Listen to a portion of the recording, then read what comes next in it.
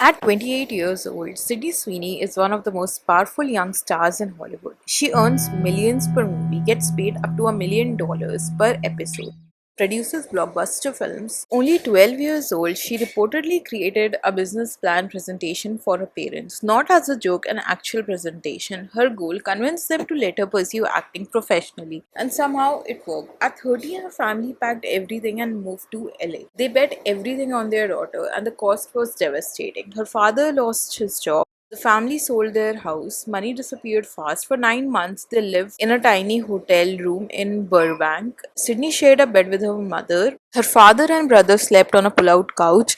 Imagine being a teenager watching your parents sacrifice everything for your dream. Now, imagine believing it was your fault because, according to Sydney, she felt responsible for tearing her family apart. The financial pressure eventually contributed to her parents divorcing and filing for bankruptcy.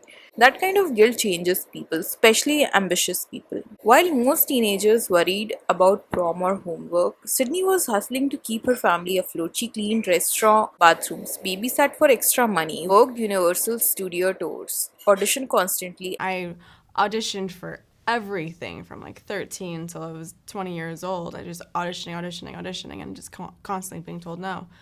But I loved it. You loved And auditioning. I did. Yeah.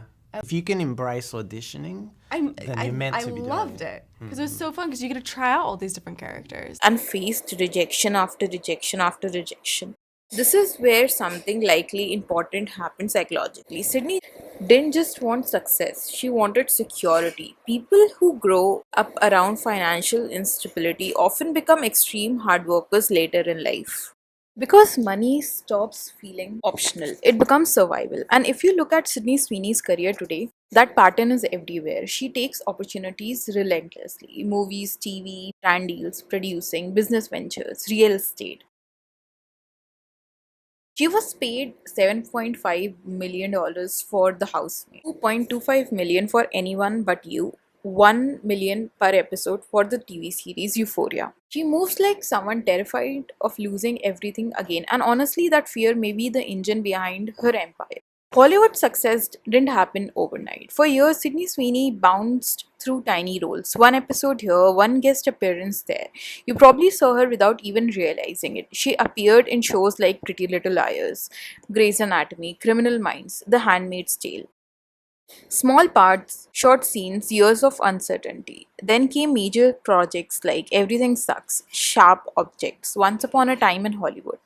But the real explosion came with Euphoria. Her performance transformed her into a global star. Then came The White Lotus, and suddenly Hollywood realized Sydney Sweeney wasn't just an actress, she was bankable. Most actors stop at acting. Sydney didn't. She started thinking like an owner, a producer, a brand. She launched a production company, 50/50 Films. This move changed everything because producing means control. Control over projects, control over money, control over your own image. Instead of waiting for Hollywood to hand her opportunities, she started creating them herself. One of the biggest examples, Anyone But You. Sydney not only starred in the film, she executive produced it, and despite internet skepticism, the movie exploded at the box office. Over $220 million grossed globally on a relatively modest budget. That's when Hollywood started seeing her differently, not just as a celebrity, but as a business force. Even controversial career choices became strategic. Take Madam Web. Critics hated it, but Sydney later hinted it was partially a business decision, a networking move, a way to strengthen relationships with studios and push future projects forward. That's not random career management, that's chess. Here's where Sydney Sweeney becomes different from most actresses of her generation. She doesn't limit herself to prestige branding. She does luxury and mass market at the same time, and that keeps her everywhere. She's partnered with brands like Armani, Miu Miu, Skims, Samson, Robbins Ford, Dickies, Hey Dude, and yes, even the infamous bath water soap collaboration with Dr. Squash. People laughed, people mocked it online, but it worked because Sydney understands attention economics. In today's world, viral attention equals money.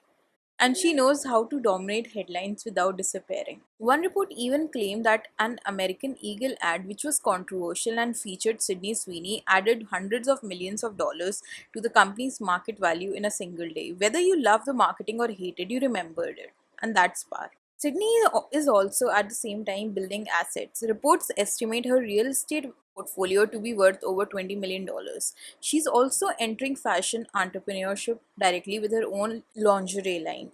According to reports, major investors connected to billionaires like Jeff Bezos and Lauren Sanchez are backing the project. It's a huge shift because now we are no longer talking about celebrity income, we are taking ownership, equity, long term wealth. She also tells an reporter that a company she worked with was acquired by Unilever for more than $1.5 billion.